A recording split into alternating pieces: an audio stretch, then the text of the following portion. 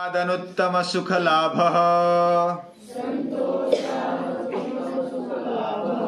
कायेन्द्रिय सिद्धिरशुद्धि क्षया तपसः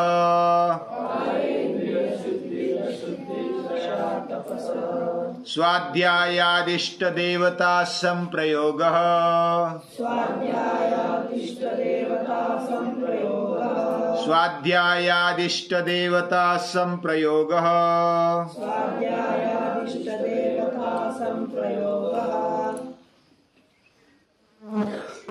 स्वाध्याय का नाम सुनते ही हमें एक तो जो पाठ्य पुस्तक में होता है उसको नीचे वाला स्वाध्याय वो याद आ जाता है, या तो परम पूजनीय दादाजी ने जो स्वाध्याय खड़ा किया वो याद आ जाता है। यानी उनका अर्थ एक तो स्वाध्याय यानी खुद का अध्ययन, और जो भी ग्रंथ या तो पुस्तक है उसके नीचे दिया गया जो भी है अभ्यास वो स्वाध्याय। पूजनीय दादाजी कहते हैं स्वाध्याय मतलब स्व का अध्ययन, खुद का अभ्यास, और अलग अलग तरीके से हम जो भी अपने अभ्यास के लिए मेहनत करेंगे वह स्वाध्याय ही है। अध्यात्म यानी हमें ऐसा लगता है कि अध्यात्म यानी कुछ माला पहनना, गंध लगाना, या तो अलग अलग जो भी ड्रेस है उसको पहनना, यानी ध्यानस्थ बैठना, योग करना, ये अध्यात्म है। ये तो इसके छोटे छोटे माध्यम हैं, लेकिन अध्यात्म की व्याख्या अगर करेंगे तो आत्मनि अधि इति अध्यात्म, यानी खुद का अभ्यास, ये अध्यात्म है। मैं कौन हूं, ये पहला प्रश्न हमें पढ़ना चाहिए। मुझे किसने निर्माण किया, ये दूसरा प्रश्न। मुझे ये जो जीवन मिला है किस लिए मिला है, मेरी क्या भूमिका है, ये अगला प्रश्न। फिर अंतिमता मुझे क्या साध्य करना है, ये अगला प्रश्न।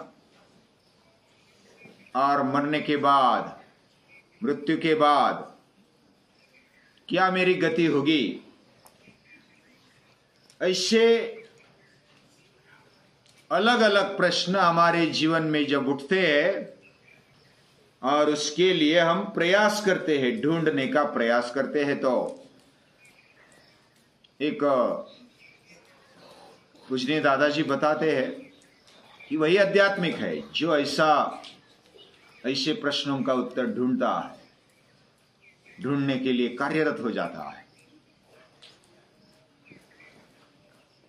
ऐसे प्रश्न हमारे जीवन में पढ़ने चाहिए, और जब ऐसे प्रश्न पढ़ते हैं और वह अभ्यास किधर दिया है, खुद का अभ्यास श्रीमद् भगवद गीता में दिया है, उपनिषदों में दिया है, वेदों में दिया है, अलग अलग हमारे ग्रंथों में दिया है। जिधर भी खुद का अभ्यास करने के लिए हमें प्रेरणा मिले वह का अभ्यास, वह है स्वाध्याय, वही है अध्यात्म। ये किसी धर्म से या तो किसी संप्रदाय से संबंधित नहीं है। अलग अलग धर्म अपने जीवन में और दुनिया में दिखते हैं, और वो धर्म यानी कोई विशिष्ट पद्धति अपना ली, उसको आजकल धर्म समझने लगे। लेकिन धर्म का अर्थ सही समझना चाहिए। जब कभी विषय निकलेगा तब उसके बारे में भी ज्यादा लेंगे, लेकिन धर्म यानी अपनी भूमिका को समझना। मेरा क्या धर्म है, मैं जो भी मैंने जन्म लिया है, जन्म लेकर के मेरा कर्तव्य क्या है, मेरी भूमिका क्या है, और उस भूमिका को, कर्तव्य को निभाना, ये मेरा धर्म है।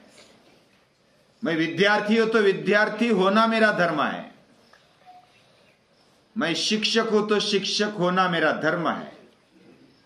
उस भूमिका को समझना, उसको अच्छी तरह से निभाना। मैं पिता हूं तो पिता का धर्म है, पुत्र हूं तो पुत्र का धर्म है। मैं माता हूं तो माता का धर्म है, पुत्री हो तो पुत्री का धर्म है। मैं योद्धा हूं तो योद्धा का धर्म है, मैं भारतीय हूं तो भारतीय होने का धर्म है। यानी खुद के कर्तव्य को समझना। अगर एक लाइन में कहा जाए तो स्वकर्तव्य का भान, यह धर्म है। धर्म और कर्म को समझना। धर्म ही स्वकर्तव्य कर्म है, और इसको समझना बड़े बड़े विद्वान भी इधर किंग कर्म किम कर्मेति कवयोप्यत्र मोहिता, यानी बड़े बड़े विद्वान भी इधर समझ में नहीं आता उनके कि क्या करना चाहिए क्या नहीं करना चाहिए। इसलिए उसको समझना और उसको करना अपने जीवन में, ये धर्म है। धर्म के बारे में भी आगे आने वाले दिनों में कुछ चिंतन है। यानी बहुत सारे राज्यों से, बहुत सारे शहरों से अलग अलग लोग आने वाले हैं और धर्म चिंतन होने वाला है। और खुद का अभ्यास है उसमें। जैसे खुद का अभ्यास है वैसे पूरी दुनिया का भी अभ्यास है, और दुनिया बनाने वाले का भी अभ्यास। जीव जगत और जगदीश, क्षर अक्षर और उत्तम पुरुष, इनका अभ्यास। यह अभ्यास सविस्तर होना चाहिए। हमारे जीवन का ध्येय वही है।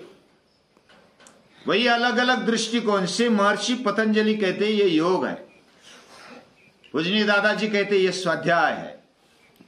अलग अलग महापुरुषों ने एक एक शब्द लेकर अपने जीवन को उसके साथ जोड़ा और जीवन समझने का प्रयास किया है।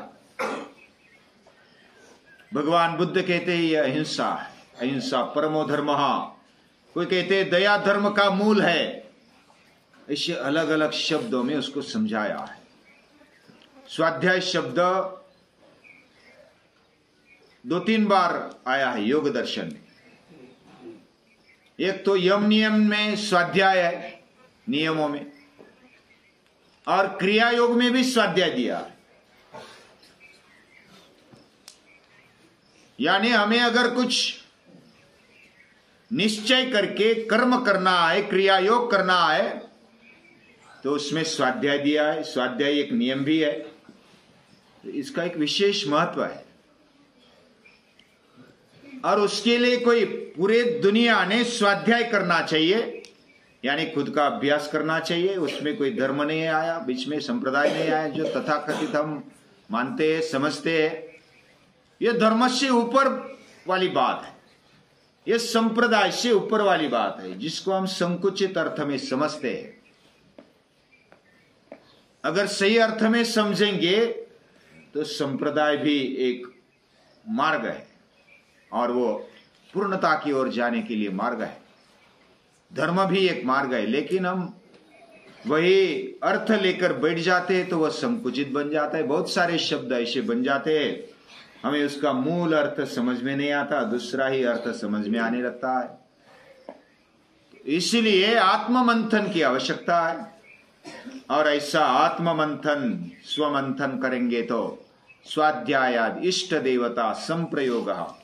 स्वाध्याय से इष्ट देवता का असंप्रयोग यानी प्रत्यक्ष दर्शन हो जाता है। इष्ट देवता कौन है? हम जिसको भी अपना देव मानते हैं, देवता मानते हैं, उसका प्रत्यक्ष दर्शन हो जाता है। किसी महापुरुष को, मुनियों को, ऋषियों को मानते हैं तो उनका प्रत्यक्ष दर्शन हो जाता है। देव देवता यह सृष्टि में अपना अपना कर्तव्य कर्म कर रहे होते। जैसे सूर्य देव चमकता है, पूरी पृथ्वी को, पूरी सृष्टि को प्रकाश देता है।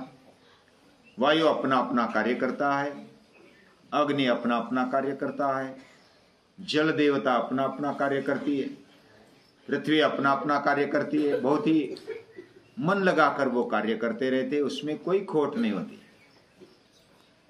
हम भी अपना कार्य करते रहे, हम अपने को समझे, खुद को समझे, इस सृष्टि को समझे और सृष्टिकर्ता को समझे। यह समझने के लिए मनुष्य देह है, मनुष्य जन्म मिला। यह हमारा भाग्य है, हमारा सौभाग्य है कि हमें मनुष्य जन्म मिला। ऐसे मनुष्य जन्म में अगर ये नहीं करेंगे, खुद को नहीं समझेंगे, तो हम किसी को नहीं समझ पाएंगे। खुद को समझने के लिए स्वाध्याय है, और स्वाध्याय से इष्ट देवता का प्रत्यक्ष दर्शन हो जाता है।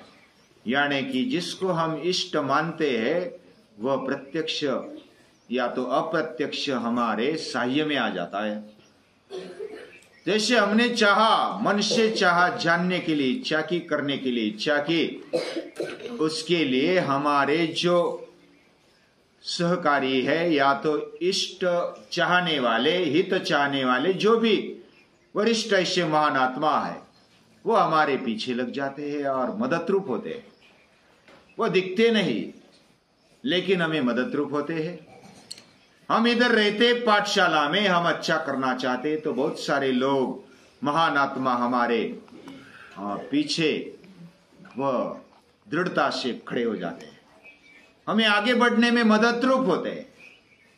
सूर्य हमारी मदद करता है, वायु हमारी मदद करता है, हवा, पानी, पृथ्वी, ये हमारी मदद करते रहते हैं। वैसे ही इस दुनिया में महान आत्मा रहते हैं। कोई गुप्त रूप में रहते हैं, कोई प्रत्यक्ष रूप में रहते हैं, कोई पर्दे के पीछे रहते हैं, कोई आगे रहते हैं। वह सभी हमारे इष्ट या तो हित का चिंतन करते हुए हमें मदद रूप होते हैं और हमारे लिए सहायभूत होने वाले ऐसे दृष्ट अदृष्ट ऐसी शक्तियों को याद करते हैं और वो हमारे लिए मदद रूप होते हैं। स्वाध्याय से होता है, हम अपने रास्ते पर, खुद के विकास के, जीवन विकास के रास्ते पर चलते हैं। उसमें एक बात है, जैसे हम स्वाध्याय करने लगे तो स्वाध्याय से हमारे अंदर एक तेजस्विता आने लगती है। एक बात जब पता चलती है कि मेरे अंदर तेज है, मैं लाचार नहीं हूंगा, यानी मैं किसी की कृपा का नहीं स्वीकारूंगा। जब स्वाध्याय करने लगते हैं तो यह तेजस्विता आ जाती है। मैं पूर्ण हूं, मैं तेजस्वी हूं, मैं चैतन्य हूं, यह भान होने लगता है तो हम तेजस्विता से जीने लगते हैं, चैतन्यमय जीवन जीने लगते हैं। और फिर हमें कुछ मैं संभालूंगा, आगे आने वाले दिनों में मैं बचा कर रखूंगा, ये संभालने की इच्छा नहीं होती, क्योंकि पुरुषार्थ होता है, अपने ऊपर विश्वास होता है, आत्मविश्वास से हम आगे चलते हैं। तो फिर संभालने की इच्छा नहीं होती कि मुझे ये संभालना चाहिए, ये इकट्ठा करना चाहिए बाद के आयुष्य के लिए। जैसे रघु राजा, उन्होंने बहुत संपत्ति कमाई, सम्राट बन गए, लेकिन सभी बांट दिया। उनका खुद पर विश्वास है और दूसरी बात है ईश्वर पर विश्वास है, आत्मनिष्ठा है, आत्मश्रद्धा है और ईश निष्ठा, ईश श्रद्धा है। ये जिसके जीवन में है वो कभी ऐसा सोचता नहीं कि मेरा क्या होगा, कैसे होगा, कैसे दिन जाएंगे, थोड़ा संभाल कर रखेंगे।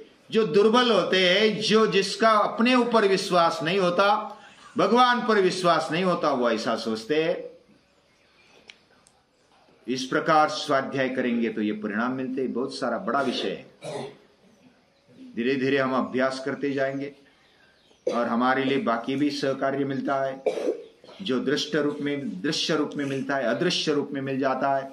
उन सभी महान आत्माओं को याद करते हैं, महापुरुषों को याद करते हैं और उनको नमन करते हैं।